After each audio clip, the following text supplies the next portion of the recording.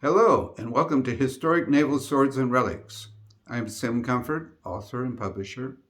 In our last video, we looked at the fight between the Chesapeake and the Shannon, and most particularly the fighting sword of Captain Philip Broke, which he used in capturing the Chesapeake. Today we stay with the same battle, but look at the relics that have survived from the fight. We have a number of relics to consider, one being Chesapeake Mill in Wickham, Hampshire, built from the pine timbers of the Chesapeake. Then we have several other important relics from the Shannon.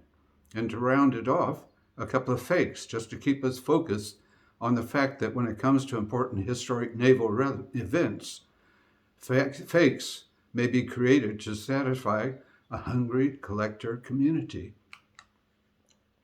As we know, the action between the Shannon and the Chesapeake was sharp and short, with fine gunnery from the British, and Broke and his men boarding to complete a hasty capture, which resulted in the death of Captain Lawrence, and Broke being severely wounded. The Royal Navy repaired Chesapeake and took her into service as HMS Chesapeake. She served on the Halifax station under the command of Alexander Dixie until 1814, and under the command of George Burdett. She sailed to Plymouth, England for repairs, and later in the year cruised in the South Atlantic.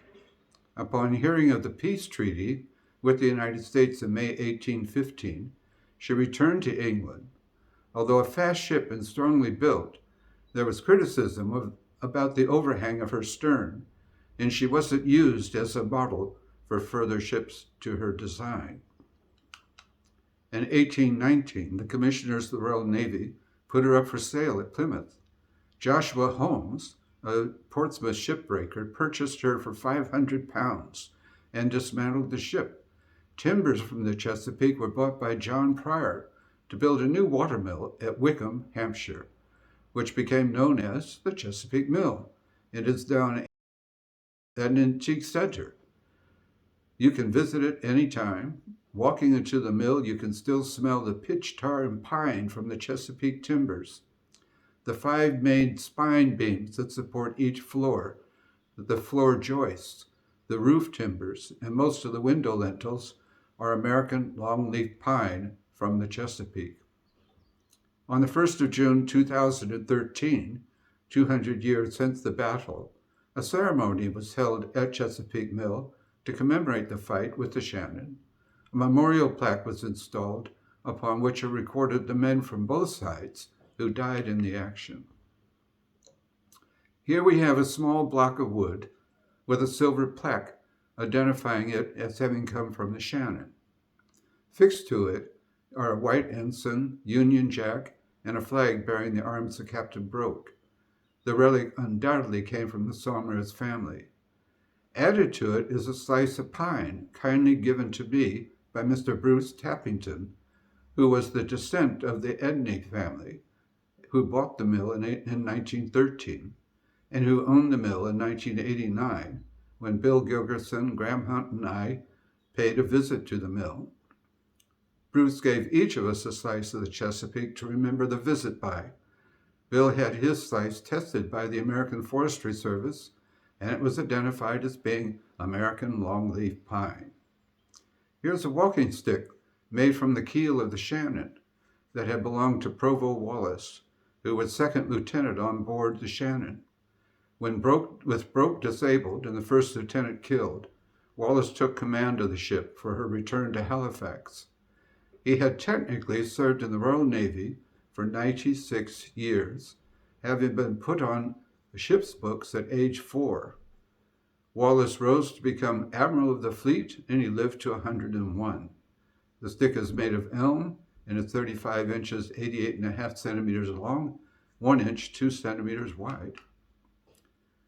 A fine box made from the oak of HMS Shannon, which was broken up in 1859.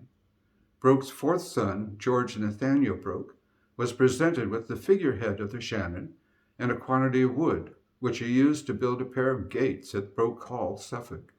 Inset in the top of the box is a brass plate which reads, "This wood is a portion of HMS Shannon, Captain Philip Broke, who took, after a fight of 11 minutes, the United States frigate Chesapeake, June the 1st, 1813. Below the inscription are the initials GB for George Broke. The box is lined with a deep blue serge, which family tradition recounts that Captain Broke's uniform coat that he wore at the action with the Chesapeake had over time been severely damaged by moths, so a section of the coat was used to line this box. The box was exhibited in the 1891 Royal Naval Exhibition in Chelsea by Lady Lambton Lorraine, the granddaughter of Captain Broke. Also exhibited was an inkstand made from wood of the Chesapeake with a grape shot from the Shannon embedded in it. The box measures 12.5 inches, 32.5 centimeters long, 9.5 inches, 24.5 centimeters wide, and 5 inches, 12 centimeters tall. And here is a Royal Navy 1812 pattern uniform button that came from Broke's uniform coat. The button was made by Hammond, Turner, and Dixon of Birmingham. Sadly, the company Hammond Turner ceased trading in the early 20th century. And this is the snuff box, this time circular and measuring 3 inches, 8 centimeters in diameter, made from the oak of the Shannon and having a silver disc inset into the lid, which is engraved Shannon, 1st of June, 1813, around a circle with the initials RM in the middle of the circle. This very fine box is attributed to Sergeant Richard Molyneux, Royal Marine, and would have been made in 1859 when Shannon was broken up, or perhaps earlier from a splinter that Molyneux may have collected. Molyneux lived long enough to receive the Naval General Service Medal, Shannon Chesapeake class, in 1848. From Peter Padfield's excellent account of the action, we pick up the story just before Broke boards the Chesapeake. Dropping his speaking trumpet, he drew his sword, and crying, "Follow me who can," and climbed the working anchor, thence over the hammocks, just abaft the forecastle bulwarks, and down onto a protruding muzzle of Chesapeake's deserted aftermost carronade, using it to step up to the hammocks atop her bulwarks. Then he dropped down to the enemy's quarterdeck. Sergeant Molyneux followed close behind, and William Stack, his coxswain, and Bill Minden, captain of the aftermost main deck gun long since out of bearing. Several others were swarming over the bulwarks as well, with cutlasses. Broke, running forward on the deserted, blood and wreck-strewn quarterdeck, saw a lone figure by the mizzen, standing his ground and pointing a pistol at him. Broke brought his sword up in a swinging backhand cut and laid the man's pistol arm open and against the mast. Then he ran on towards the port gangway, towards the dead and wounded American Marines and others who had thrown their arms from them in surrender. Our next relic is Captain Broke's cockade from the tall hat he wore in the attack, which is contained in a circular pine box with a recessed ivory tablet inscribed, "Cockade worn by Sir Philip Broke in the action with the Chesapeake, June the 1st, 1813. The box is believed to have been made from timbers of the Chesapeake. Inside the box is a Japan paper black cockade, which is provenance to Sir Philip Broke by descent. The dimensions of the box are 3.9 inches, 9.9 centimeters wide, and 1 inch, 2.5 centimeters deep. So, to pick up the story from Peter Padfield's pen, Broke saw the victory clear cut. He tried to tear his frenzied men from slaughtering the few outnumbered Americans and British deserters who still fought for their lives on the forecastle. But as he was concentrated on this, 3 other Americans rushed on him from behind with weapons picked up from the deck. John Collier, captain of the maintop, fortunately nearby, yelled a warning, and Broke turned in time to knock aside the first thrust from a boarding pike and put his sword through the man. Before he could recover, a second assailant swung a clubbed musket, which knocked his hat off and crashed down on his shoulder. And a third, with a cutlass, dealt him a ferocious cut to his head just, just behind the left ear, parting his skull down to the brain cavity. Broke stunned, fell to the deck with blood welling from his wound and down to the side of his face and neck. The American was about to finish him off on the deck when a British Marine, John Hill, ran him through with his bayonet. The other two Americans were making off as the British rallied, and to their captain's aid, Collier yelled, "One of them fellows has cut the captain's head," and William Stack, Broke's coxswain, chased the nearest over the booms and dispatched him from behind with his cutlass as he was going below. The other was hacked to death by Collier and the other engaged Shannons. From the stunned and shocked state, Broke gave way to his men caring for him, and they began to lift him to transfer him back to the Shannon. In a moment of consciousness, Broke implored the men, "Don't forget my good old sword." So here we visit once again Broke's fighting sword, probably the most famous of all naval fighting swords. Please visit my special video, which provides the details about this remarkable weapon. When the Chesapeake was broken up in 1819, the fiddlehead was presented to Captain Broke. And then later in 1859, when Shannon was broken up, her figurehead went to the Broke family. Over time, both the fiddlehead and the figurehead became part of the Sawgraves estate, which sold all the Broke relics via Sotheby's in 2005. A fierce bidding battle ensued, with each and every lot being bought by an extremely wealthy American collector and shipped to the States. As Broke was a Suffolk man, Lord de Somers gifted the Chesapeake fiddlehead and the Shannon figurehead to the Ipswich Museum, who declared, "Oh, we're far too busy to process such a gift." With his gift rejected, these two extremely important naval relics were offered via Sotheby's to the American collector, who immediately secured their purchase, and they too are now located in the States. Keeping important elements of British naval history together in Britain is proving quite a challenge.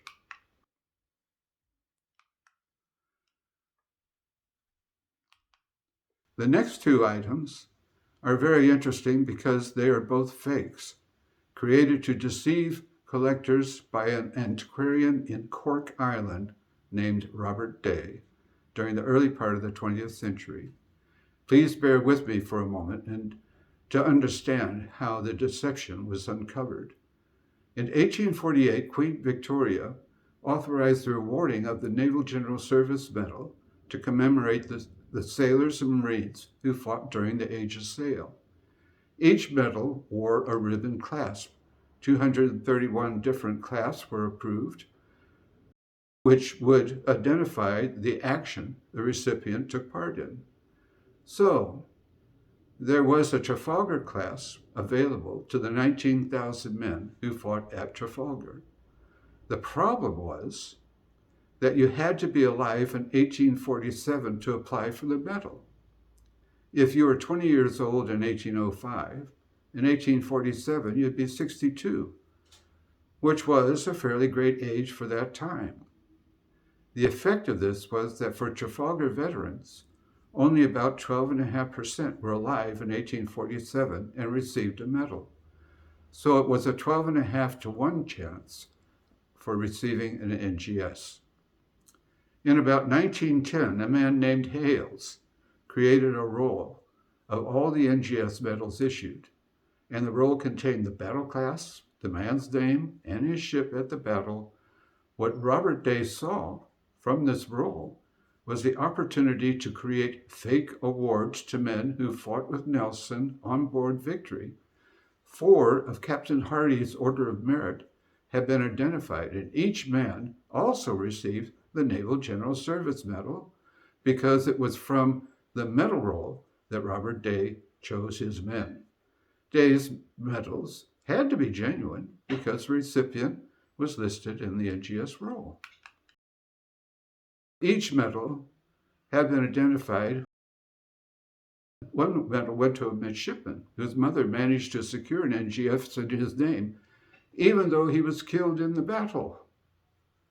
So he certainly wasn't able to receive an Order of Merit. Statistics are the real proof, though. As noted, one Order of Merit given to a man who also lived to receive the NGS was a 12.5 to 1 chance. So 4 men all received the Order of Merit and all received the NGS. The odds were 12.5 times 12.5 times 12.5 times 12.5, 24,414 to 1. Now, for the 2 Shannon relics, an Order of Merit to William Stack, Captain Broke's coxswain, the man who killed an American who had attacked the captain. The inscription reads, presented by Captain P.B.V. Broke for conspicuous service rendered at the capture of the Chesapeake, 1st of June, 1813. On the reverse of the award, which is from a host medal, which may well have been originally a school prize, on the rim is engraved William Stack, coxswain, HMS Shannon. Stack also received the NGS, so the odds increased. 24,414 times 12.5 equals 305,175 to 1.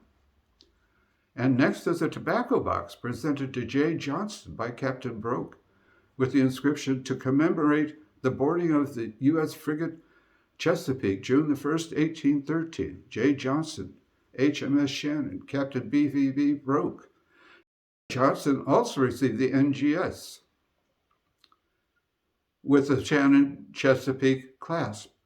The odds now accelerate from 305,175 times 12.5 to 3,814,697 to 1. There are other telltale signs.